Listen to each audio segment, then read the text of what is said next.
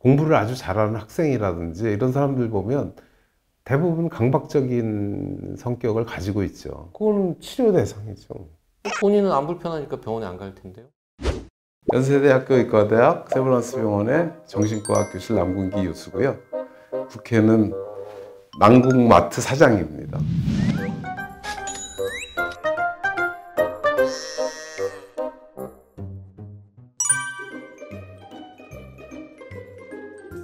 요즘 큰 화제인 흑백 요리사 좀 보셨습니까?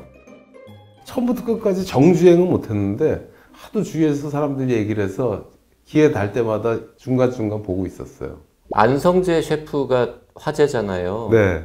그 휴지 접는 거나 뭐 수저 정렬하고 이런 여러 가지 좀 행동들을 보면서 통제형 인간이다. 네. 강박적이다. 네. 이런 얘기들을 많이 하는데 네.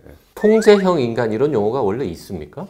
정신과에서는 그걸 강박적이라고 얘기를 하죠. 강박형 인격 또는 강박장애 이런 얘기를 하죠. 원래 파인다이닝에서 그 정도 위치에 오르려면 좀 강박적이어야 하는 거잖아요.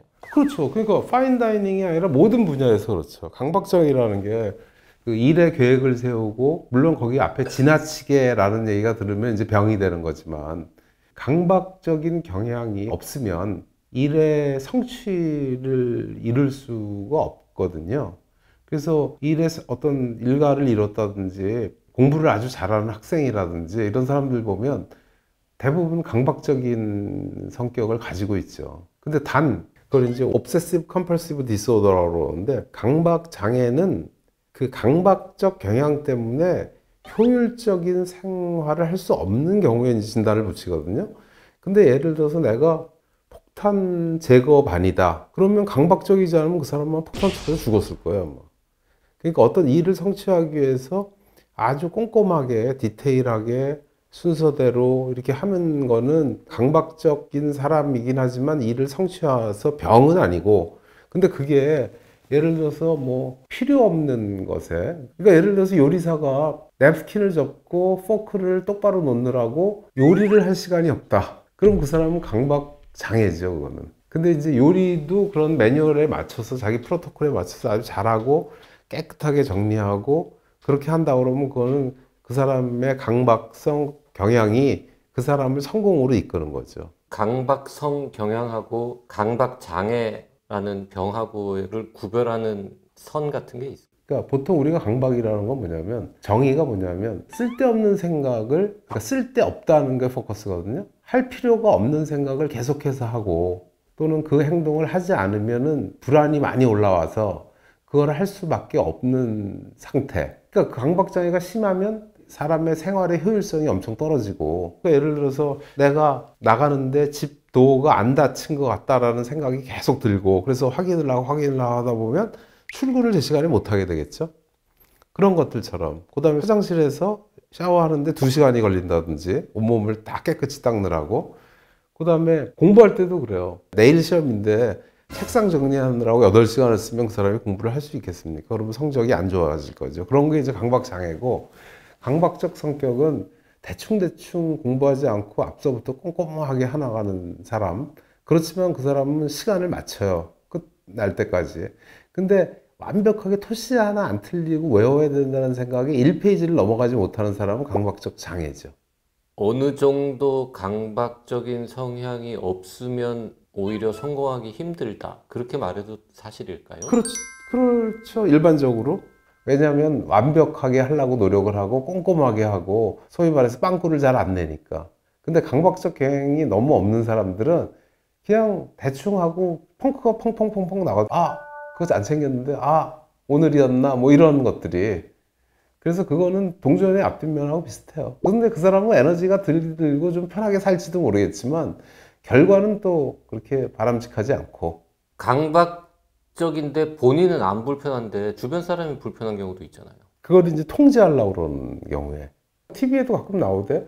어떤 집은 외출했다 들어오면 현관에서 신발 벗듯이 옷을 다 벗고 들어와야 되는 사람도 있고. 그런 건 갈등이 굉장히 많죠. 그러니까 어쨌든 본인은 안 불편한데 주변 사람이 정말 힘들면 그것도 문제잖아요. 그건 치료 대상이죠. 본인은 안 불편하니까 병원에 안 갈 텐데요. 지금 여태까지 얘기하는 거는 어떤 강박 성향 정도를 얘기를 하는 거고, 강박증은 그런 게 아니고 자기가 몹시 괴로워요. 안 하려고 해도 자꾸 할 수밖에 없게 되는 경우. 손이 너덜너덜해지는데 하도 닦아서. 근데 그걸 안 하면 너무 불안한 거예요. 그럼 할 수밖에 없죠. 병원에 올 수밖에 없죠, 그 사람은. 본인이 오는 경우가 더 많아요. 거의 대부분 본인이 오죠. 화장실에서 일을 보고 뒤처리를 30분, 1시간씩 하는 경우도 있어요. 뭐가 묻어 있는 것 같아갖고 자꾸. 그러면 거기가 피부가 다 망가져. 하도 쓸고 닦아서. 그런 성향은 타고나는 건가요? 타고난다는 게 두 가지인데, 하나는 DNA를 얘기를 하는 것도 있고, 하나는 그 어렸을 때부터의 어떤 환경과의 갈등? 환경과의 어떤 접촉에 의해서 생긴다. 뭐 이런 얘기도 하는데, 우리가 보통 모든 정신질환이 현재까지는 내가 타고나는 요인과 환경과의 어떤 합에 의해서 생긴다고 얘기를 하는 것처럼, 그 강박도 그런 경우들이 굉장히 많죠. 그럼 강박이 없다가 나중에 갑자기 생기기도 하겠네요. 강박증은 보통 그 사춘기, 청소년기 그럴 때 이제 보통 많이 나타나요. 물론 이제 나이가 아주 많아서 치매 경향이 오면서 생기는 분들도 있긴 하지만, 대부분 우리가 뭐 성인기에 나타나는 강박은 아주 어릴 때부터 나타난다고. 그럼 되게 강박적인 성향이 강한 요리사가 일하는 식당하고 정반대 성격의 요리사가 음식 만들어주는 식당하고는 남궁 사장님은 전자에 가고 싶으시겠네요. 당연하죠. 왜냐하면 적어도 깨끗할 거 아니야. 하다못해 행주를 쓰더라도 쓴 거 또 쓰고 하는 강박이 없는 사람은 더럽잖아요. 그 안성재 셰프가 지금은 레스토랑 안 하고 있는데 내년에 다시 연다 뭐 이런 얘기 있는데 거기 한번 가보고 싶은 마음이 드세요? 일단 가격이 중요하고, 두 번째는 저는 음식에 대한 호기심이 그렇게 많은 스타일은 아니에요. 그리고 익숙한 게 편하고, 저는 이제 누가 뭐 초대해서 밥을 먹자 그래서 가는 경우는 있지만 내가 찾아가서 먹는 경우는 거의 없는 것 같아요. 안성재 셰프가 식당을 열면 내 돈 내고 갈 마음은 없고 누가 사주면 가겠다 이 말이군요. 아니, 사주면 그게 좋아서 가는 게 아니라 그 사람을 만나러는 가겠죠.